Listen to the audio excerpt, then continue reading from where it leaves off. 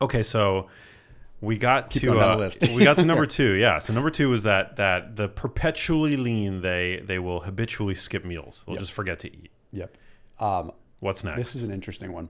I'm skipping a couple because we kind of encompass them a little Okay. bit. Like one of them, I just will touch on for a second. We've talked about this in another episode. Is they don't typically overdo fats a lot. Like again, me coming as a former like keto guy, like I used to love eating my dietary fat, but like if you're not doing super low carb and carbs are in the equation, like I mean, again, bodybuilders have been doing this for like ever. Like if you want to shred up, yeah, you reduce the dietary fat. It may not be the best thing for your health, but it's definitely going to lean you out real quick. Well, people think that there's like a get out of jail free card for fats. And it's like added fats, the calories add up. Well, we talked about this on your show the last time I was on your show. And then I recently discussed this with Kelly Levesque, who's a nutritionist who I love. But it's true. It's just like added fats add up really quickly. And it's like when I'm at if I go to Sweetgreen or whatever and they're putting olive oil on my salad, which is olive oil is very healthy, but it's like you don't know whether or not they're pouring 100 calories or 1,000 calories It's hard of pure fat.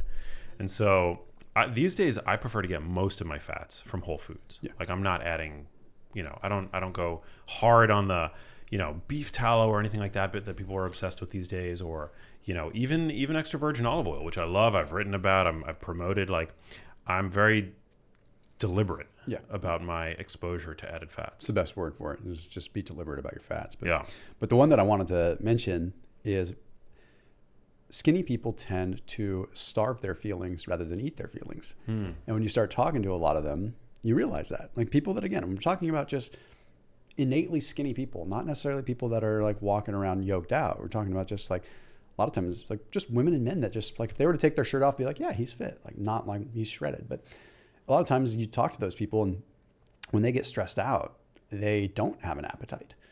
And then you talk to a lot of overweight and obese people and it's no knock on them whatsoever. It's like they get stressed out, they tend to eat, right? So what caused this? Who knows? But it's just an observation. Where is that a switch that you can flip in your own mind? Possibly, but it sounds like it's something that's going to happen pretty subconscious. Still wild. I mean, I think about myself. Yeah, when I'm stressed out, I tend to not eat. But when I was overweight before, that was something that I would do to solve my problems in a lot of ways. So it's kind of funny. That is a way that I was able to change. And it's like you get in these moments of stress and it's so easy to just overdo it and not even realize it because you're almost in a time warp of stress. And also the foods that you tend to reach for when stressed are not always, they're typically not supportive of a healthy body composition. For sure.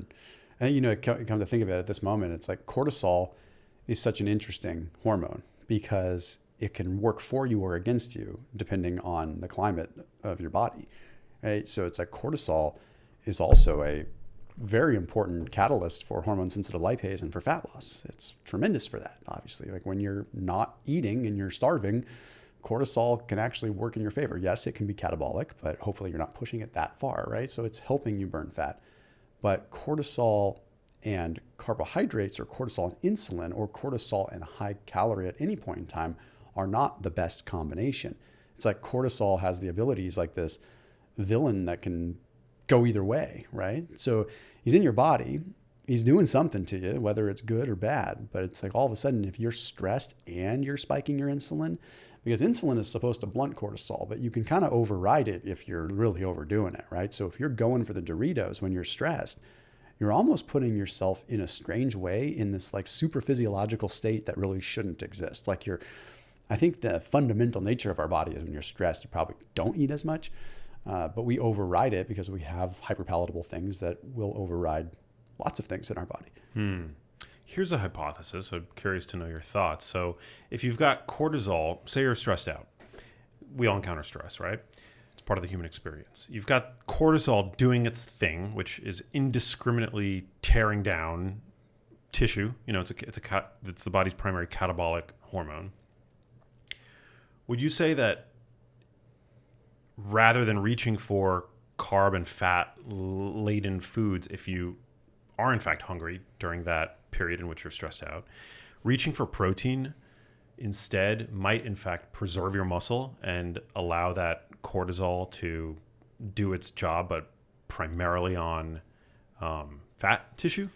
Do you think there could be a benefit of eating, but rather than eating what you might typically eat when stressed, reaching for protein instead? Yeah, this is the time when, so a lot of our hunger signals will tell us to either go for, sugar or salt a lot of times, right? So this is where I think like beef jerky or meat sticks really come in handy because they satisfy that savory thing with a byproduct of protein. Because unfortunately, when you're stressed, protein shakes don't usually sound all that good. Like chicken breast doesn't sound all that good. You kind of want something that is snack food oriented. So that's why I do keep like chomp sticks, and I keep like those Paleo Valley sticks. I keep all kinds of just like, I keep them in my pantry because I'm invariably going to get stressed.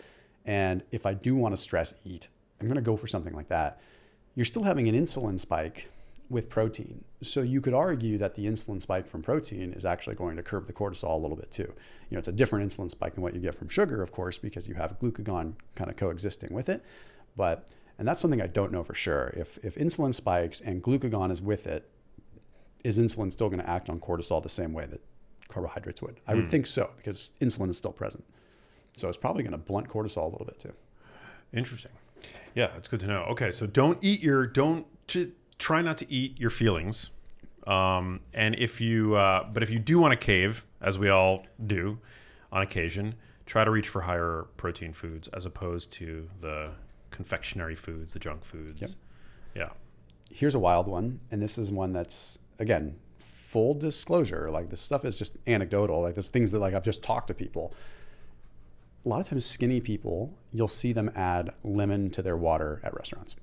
Like they're and maybe is it a health conscious thing because they know that like there's some benefits with lemon. I don't know, but it's like almost every skinny person that I've ever like gone to lunch with, they're the ones that get the lemon in their water. And does the lemon magically do something, or is this like the fact that these are more maybe possibly innately health conscious people? They're like, no, I know there's some benefit. There are benefits to lemon water. I mean, yes, we could get down that rabbit hole. It's kind of it's a little cringy sometimes because there's a lot of things like the magical cure of lemon water. But I mean, lemon water, yeah, it does have some amylase inhibitors. It does actually potentially slow down carb digestion. There are some benefits there. The acidic component itself can actually activate AMPK and tilt you in a little bit more of a deficit scale, but it's negligible. But there is something there. But when you're stacking all these little things together, who knows? Like maybe there is something to like people that put lemon in their water before they eat. Maybe there's an appetite suppressant effect, which I think there is. I think there is a little bit of an appetite suppressant effect, if I'm not mistaken. But maybe that's making them eat a little less at lunch. Who knows? Also, just drinking water, right? True. Can drinking water aren't there studies that show that you drink a glass of water before a meal and it like significantly cuts down on the calories that you for sure then consume? That was like one of my first hacks that I put out there like on YouTube like 10 years ago. It was like just drink a dang glass of water before you go grocery shopping too. Like just do that. So call me crazy, but like you're satiated, you make a little bit better decisions. So like before you go grocery shopping or if you go to a restaurant, like just pound some water for a little bit.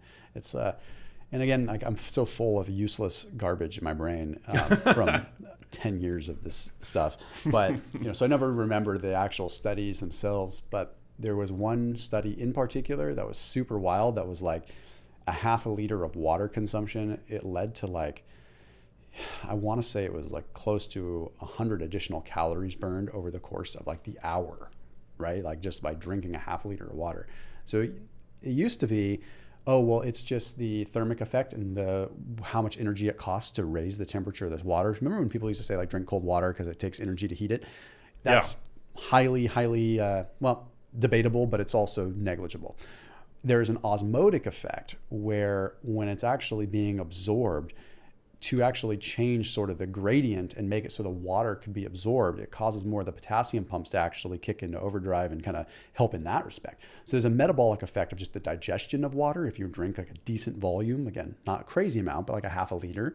So again, very widely like variable depending on like the situation, how much food is in your stomach, how dehydrated someone is. But at the end of the day, it does cost calories to consume and ultimately absorb water. So if you're just constantly drinking water and you're constantly hydrated and making sure at least your minerals are also in check, yeah, there's probably a fat loss effect to that. Hey, if you like that video, you need to check out this one here, and I'll see you there.